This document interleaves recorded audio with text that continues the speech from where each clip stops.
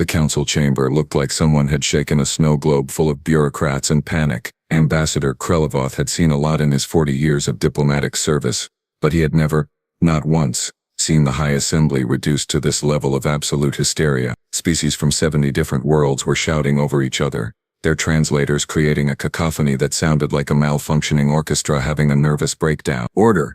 I demand order!" Chancellor Vextra slammed her gavel so hard that the sound echoed through the vaulted ceiling like a gunshot. Nobody listened. Of course nobody listened. The Thraxian delegation was screaming about collapsed trade routes. The Peltorians were waving data tablets showing plummeting stock markets. Someone from the Quilinar sector was actually crying, which was disturbing because Krelavoth did not even know their species had tear ducts. 72 hours, shouted Ambassador Folnix, his 6 eyes wild with something between rage and terror. 72 hours of complete silence. Every human colony, every outpost, every single diplomatic channel, gone dark. Krelavoth felt his stomach acids churn. He had been hoping, perhaps foolishly, that this was some kind of technical malfunction. A solar flare maybe? Some bizarre cosmic coincidence that had knocked out humanity's communications all at once. But no. Deep down, in that part of his brain that had been screaming warnings for months, he knew exactly what this was. "They have not responded to any hails," continued Folnix, his voice climbing to a pitch that made several delegates wince. "Not diplomatic, not commercial, not even the emergency medical frequencies. Surely this is an attack." This came from Representative Quindara. Her scales flushed a deep purple that signaled extreme agitation. Some hostile force must have struck Terra and her colonies simultaneously. "We should be mobilizing fleets, not standing here debating." "We sent 3 reconnaissance groups to the Sol system," Vextra said, her voice tight. "They were not fired upon. They were not threatened. They were completely and utterly ignored." The chamber went quiet for exactly 2 seconds. Then the shouting started again, twice as loud as before. Krelavoth leaned back in his seat and closed his eyes. Around him, the council tore itself apart, trying to explain the unexplainable, trying to rationalize the irrational, trying desperately to avoid the one conclusion that was staring them all in the face. The humans had left, not with fire and fury, not with threats or ultimatums or grand declarations of independence. They had simply, quietly, completely walked away, and they had taken everything with them. 6 months earlier, the same chamber had been filled with the kind of smug confidence that only comes from believing you are absolutely, unquestionably right. Krelavoth remembered it perfectly. He had been sitting in nearly the same seat, watching Ambassador Tobias Grant stand at the human podium, his face carved from stone and patience. "This legislation," Grant had said, his voice calm in that particularly dangerous way humans had, "will cripple our expansion into the outer bands. You are essentially quarantining us to our current systems under the guise of resource management." Chancellor Vextra had waved a dismissive hand, her expression one of practiced sympathy. "Ambassador Grant, please. The Outer Bands Preservation Act is designed to ensure equitable distribution of resources among all council species. Humanity has expanded at a rate that frankly concerns many member states." "Concerns them how exactly?" Grant had asked, and Krelavoth remembered thinking the human smile looked sharp enough to cut. "Your species reproduces quickly," interjected Folnix, stating it like an accusation. "You establish colonies with alarming efficiency. Some members fear that unchecked human expansion will lead to resource monopolization." Grant had looked around the chamber slowly, making eye contact with delegates who suddenly found their data tablets fascinating. "So, to be clear, you are punishing us for being good at survival?" "No one is punishing anyone," Vextra had said, her tone dripping with the kind of condescension usually reserved for explaining basic concepts to children. "We are simply ensuring balance. Surely you understand that the Council must consider the needs of all species, not just humanity." "The needs of all species," Grant had repeated slowly. "Interesting. Tell me, Chancellor, when the Velkari plague hit the Endorian sector 3 years ago, who provided 80% of the medical personnel? When the Thraxian sun went unstable, who engineered the stellar stabilizers that saved 4 billion lives? When the trade routes through the Kelvin expanse became pirate-infested nightmares, whose security forces made them safe again?" The chamber had gone uncomfortably quiet. "Your contributions are noted and appreciated, Ambassador Grant," Vextra had said, her voice cooling by several degrees. "However, past service does not grant unlimited expansion rights. The vote will proceed as scheduled." Krelavoth had watched Grant's jaw tighten. The human had taken a breath, and when he spoke again his voice was softer, Sadder maybe. I want to be very clear about something Grant had said. If you pass this act, you will be telling humanity that our contributions mean nothing, that our partnership is conditional on our willingness to accept second-class status. You will be telling us that the Galactic Council sees us as a problem to be managed, not allies to be respected. Ambassador, you are being overly dramatic, Quindara had said with a laugh that several delegates had joined. Honestly, humans and their flair for theatrics. Grant had stared at her for a long moment. This is not drama, representative. This is a warning. Push us out, and you might be surprised how much you need us to stay. Is that a threat? Folnix had demanded, his eyes narrowing. No, Grant had said quietly. It is a fact. The vote had been called immediately after. 83 in favor, 1 against. The humans had voted alone. Krelvoth remembered Vextra's satisfied smile as she announced the results. He remembered the general air of relief that had swept through the chamber, the feeling that they had finally put those upstart humans in their place. He also remembered watching Tobias Grant gather his materials, his movements careful and precise. The human had not stormed out. He had not made a scene. He had simply nodded once, politely, and walked away. They will get over it, Vextra had said to Krelvoth after the session. Humans are emotional, but they are not stupid. They need the council more than the council needs them. Krelvoth had wanted to believe her. He really had. The silence started small, the way an avalanche starts with a single pebble. First, it was just the human colony on Kepler 442b. Their weekly status report did not arrive on schedule. The council's administrative staff sent a polite inquiry. No response. They sent another. Nothing. Probably just a communications array malfunction, someone in the bureaucratic chain had noted. Happens all the time, except it did not happen all the time. Not with human colonies who maintained their equipment with the kind of obsessive efficiency that bordered on neurotic. Then New Brisbane went quiet. Then the terraforming station on Ross 28. Then the agricultural hub on Tau Ceti Prime, which fed 17 different council worlds and employed thousands of non-human workers. Within 2 weeks, every single human outpost had stopped transmitting. The trade ships were next. Krelvoth had been in his office when his aide, a nervous Peltorian named Jix, had burst in with a data tablet, his hands shaking. Ambassador, you need to see this. The shipping logs told a story that should have been impossible. Every human-flagged vessel in council space was turning around, not fleeing, not racing away in panic, just calmly reversing course and heading back towards Sol. They are recalling their entire merchant fleet, Krelvoth had asked, hoping desperately that he was misunderstanding. Every ship, Jix had confirmed. Medical transports, cargo haulers, passenger liners, all of them. They are not even finishing their current contracts. They are just leaving. The diplomatic channels went dark on a Tuesday. Krelvoth had tried to reach the human embassy 17 times that day. Every call went to an automated message, delivered in Tobias Grant's calm, measured voice. You have reached the Terran diplomatic mission.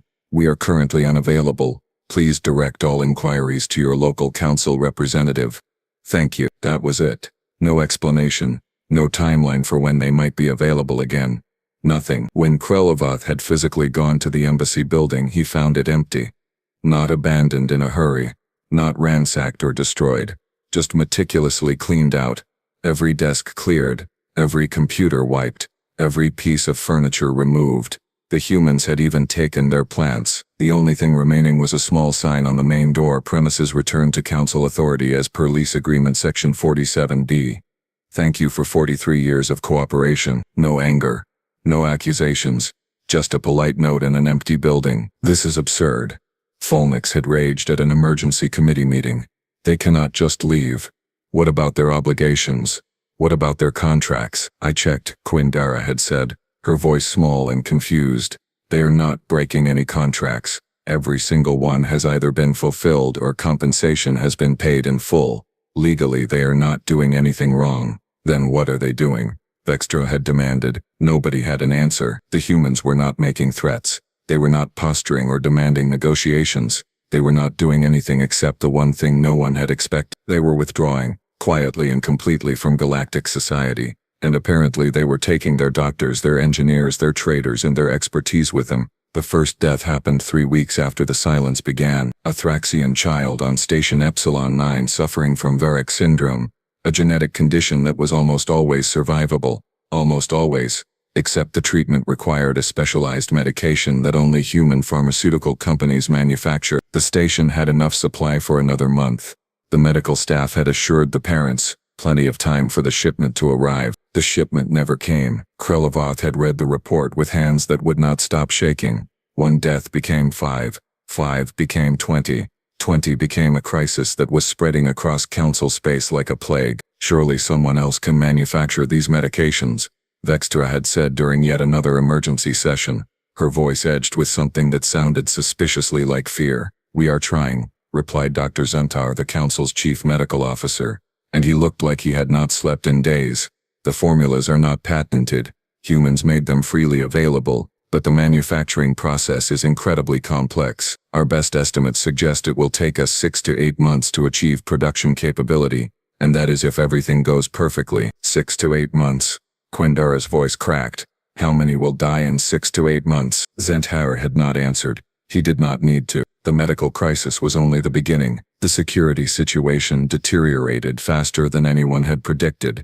Human Protection Services, it turned out, had been quietly securing about 40% of council space. Trade routes, colony perimeters, diplomatic installations, all of it. When the contracts were cancelled, politely and with full refunds issued, the pirates and raiders who had been kept at bay suddenly realized that the galaxy had become significantly less dangerous for them. The attack on the Valkyrie commercial convoy was brutal. 15 ships, 300 crew members, all lost because the human security frigate that usually escorted them was gone. "Hire other security forces," Folnix had shouted. "There are plenty of species with military capabilities." They tried.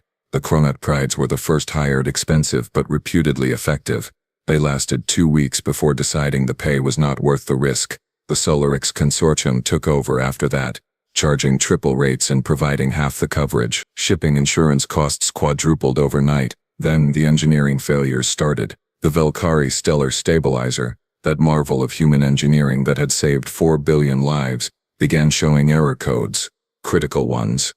The kind that suggested catastrophic failure was imminent. "Contact the human engineers who built it," the Valkyrie planetary governor had begged. "We have tried," came the response. "They are not responding." The Valkyrie managed to find a team of Thraxian engineers willing to attempt repairs. 3 of them died when they tried to access a system they did not fully understand. The stabilizer shut down completely 2 days later. 4 billion people began evacuation procedures for a sun that was going to kill them. Across the galaxy, human-designed systems started failing. Not because they were built poorly.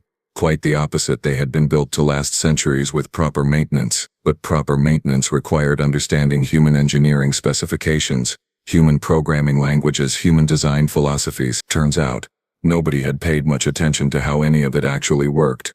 Why would they? The humans were always available for consultation, always willing to help, always ready with technical support, until they were not. The economic collapse was almost artistic in its devastation. Stock markets across 70 worlds went into freefall. Entire sectors dependent on human technology, human medicine, or human trade simply imploded. Unemployment skyrocketed. Supply chains that had been optimized over decades disintegrated in weeks. Krelevoth watched his own investment portfolio, a lifetime of careful saving, lose 60% of its value in a month. The Peltorian credit, once the most stable currency in council space, became virtually worthless after the revelation that human financial systems had been propping it up behind the scenes. Nobody had known. The Peltorians certainly had not known. 3 Peltorian banking executives committed ritual suicide when the truth came out. "This is economic warfare," Vextra had screamed at a council session, her composure finally cracking. "They are deliberately destroying us, are they?" Krelevoth had found himself asking. "Or are we just finally seeing what we look like without them?" The Chancellor had glared at him with open hatred. He did not care anymore, because somewhere in the back of his mind a terrible understanding was beginning to form. The humans had not needed to fire a single shot. They had simply stopped holding everything together. The delegation to Earth was supposed to fix everything. Chancellor Vextra had assembled the most prestigious ambassadors from 12 different species, loaded them onto the fastest ship in the Council fleet, and sent them to Sol with instructions to negotiate whatever terms were necessary. They returned 3 weeks later, having never made it past the orbital defense platforms. "They did not fire on us," Ambassador Rilmoth had reported, his voice hollow. "They did not even hail us with warnings. Our communications were simply blocked. Every frequency, Every channel, completely jammed.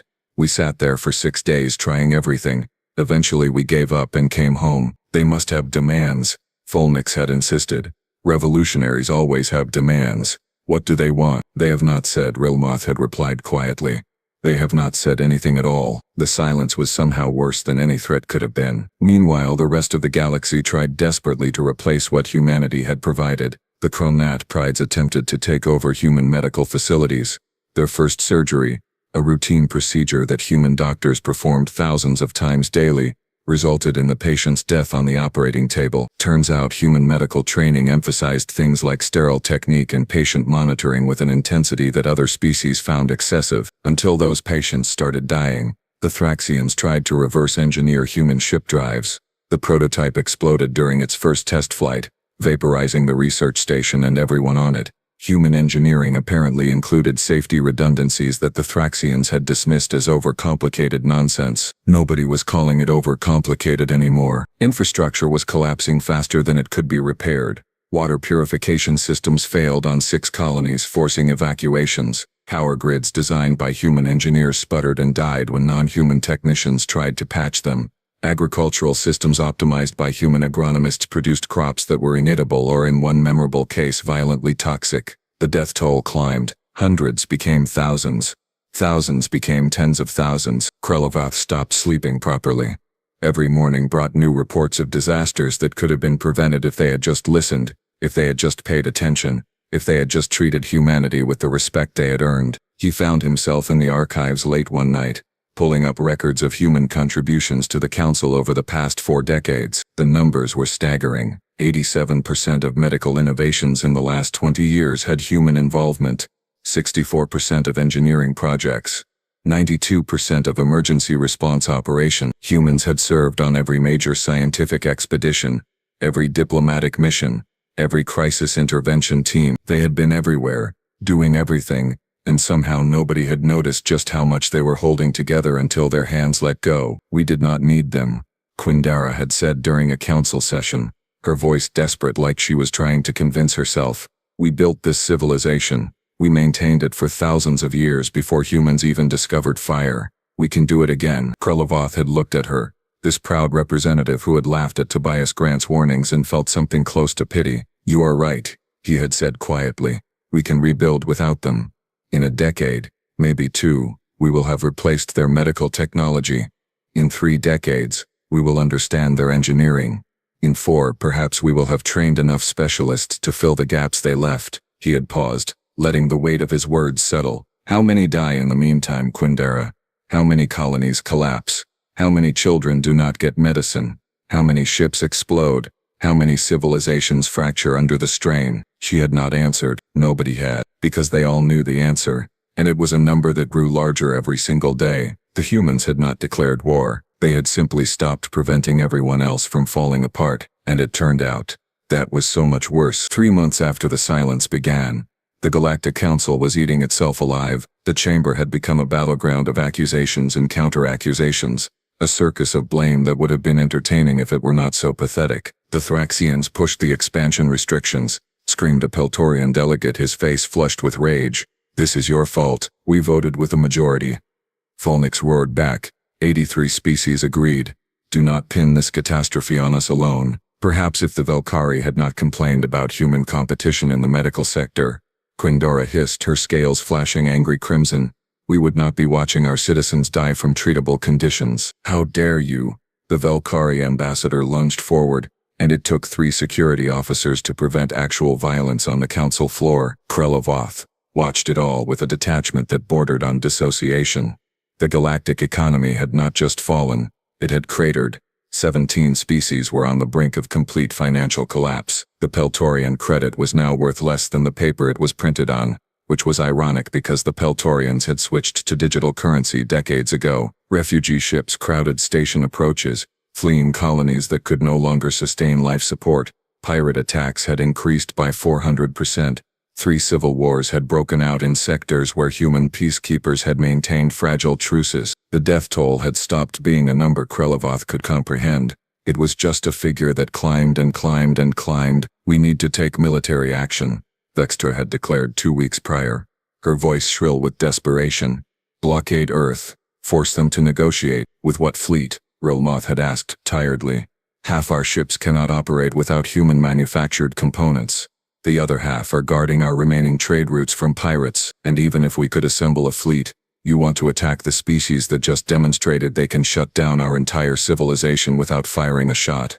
That is your plan." Vextra had not had a response to that. Nobody did. Then, on day 97 of the silence, someone found the message. A junior technician named Plix, working in the communications archive, had discovered it buried in a routine data backup. A single transmission, time-stamped for the day after the Outer Bands Preservation Act had passed, pre-recorded, set to auto-transmit on a delay. The council assembled in stunned silence as they played it. Tobias Grant's face appeared on the main view screen, and Krelevoth felt his throat tighten at the sight. The human looked tired, sad even, but his expression was calm. "Hello," Grant said, his voice even and professional.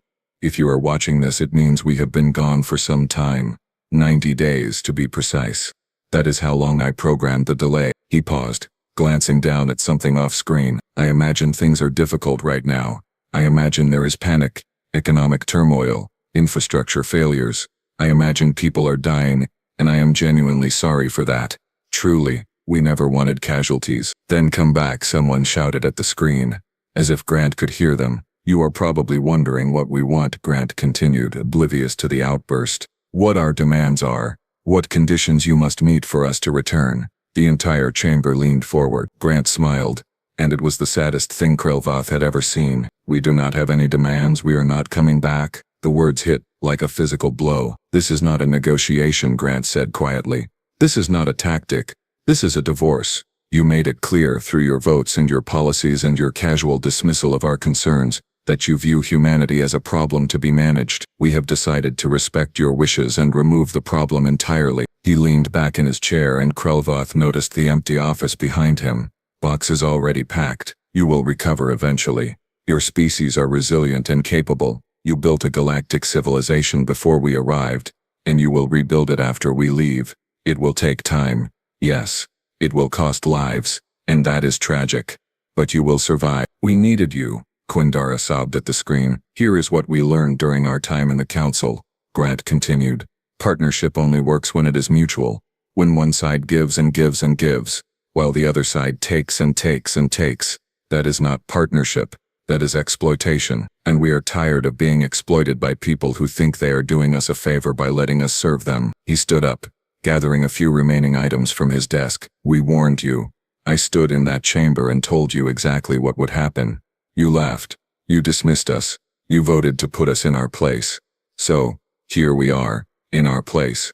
Away from you." Grant looked directly into the camera, and his eyes were hard. "Goodbye, Galactic Council. We hope you figure out how to take care of yourselves, because we are done doing it for you." The screen went black. The chamber sat in absolute silence. Then, slowly, the screaming started again. Accusations flying like weapons, species turning on each other with the fury of the helpless. Krelevoth sat quietly in his seat and realized with perfect, horrible clarity that they deserved every bit of this. Every single bit. Krelevoth went back to his office after the message played, and did something he had not done in his entire diplomatic career. He poured himself a drink at 2 in the afternoon and started reading every human diplomatic filing for the past 5 years, every proposal, every suggestion, every politely worded concern that had been dismissed with bureaucratic efficiency. The pattern was so obvious that he felt physically sick for not seeing it sooner. Year 4, a human proposal to establish mutual defense protocols, rejected because it might make other species feel inferior. Year 3, a suggestion to create cross-species medical training programs, tabled indefinitely because it seemed unnecessary. Year 2, a request to participate in resource allocation decisions, denied because humans were too new to the council. Every single time, humanity had tried to be an equal partner. Every single time they had been patted on the head and told to wait their turn, to understand their place, to be grateful for the opportunity to serve. "We needed them more than they needed us," Krelevoth said aloud to his empty office, and the words tasted like poison. That was the truth.